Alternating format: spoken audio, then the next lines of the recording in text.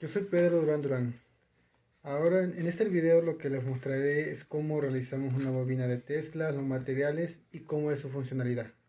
Bueno, vamos a empezar con los materiales. Yo para hacer la bobina de Tesla utilizamos materiales pues no tan complejos, por decirlo así. En primera utilicé, utilicé una pila de 9 volts,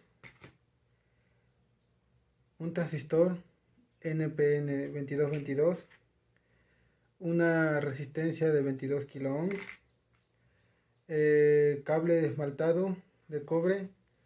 Este es calibre 20 para hacer la bombina primaria, el conector para la pila y por lo siguiente pues mi tubo.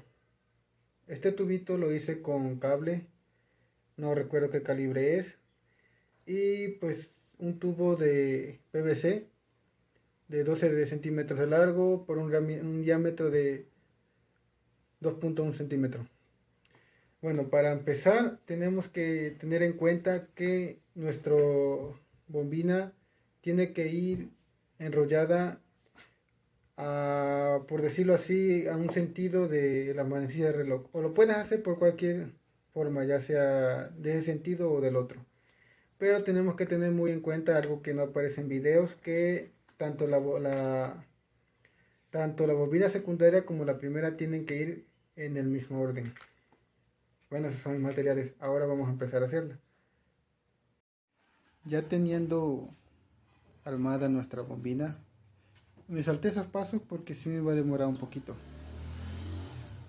Pero aquí está nuestro diagrama o diseño del circuito. Tenemos la pila, la resistencia, el transistor y las dos bombinas. Ahí pueden ver la bombina primaria, la secundaria y la primaria. Nuestra pila, en un momento la probaremos. Y el foco ahorrador de 13 watts. Mira.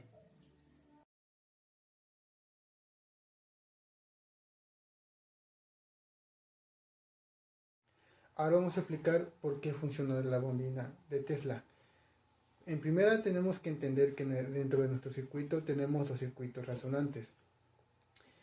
El primer circuito resonante es el que va entre la resistencia, el transistor y la bombina secundaria. La bombina primaria. Entonces, la frecuencia o resonancia que existe entre la oscilación de ese circuito tiene que ser la misma ante el circuito secundario. Ese es el primer principio.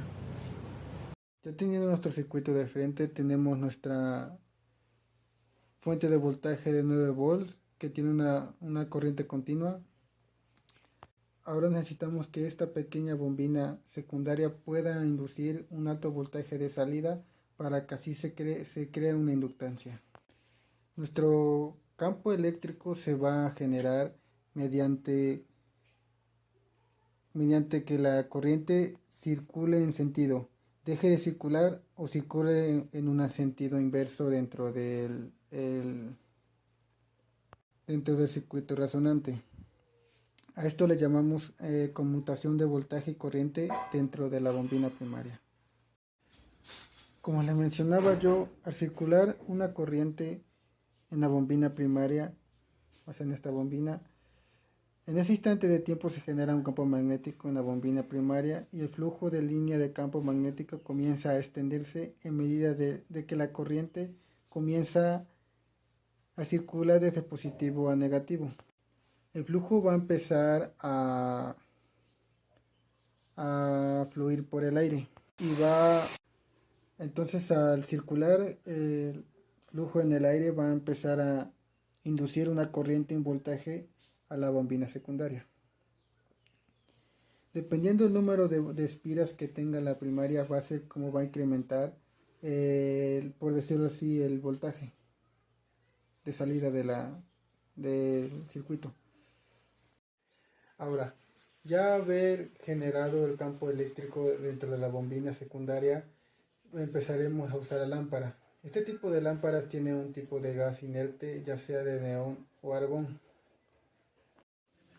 el gas, a ser excitado por una corriente eléctrica que tiene una alta frecuencia producida por el switcheo del transistor, al poner cerca la lámpara, lo que va a hacer que el voltaje se induce dentro de la bombina, y esto crea la ionización.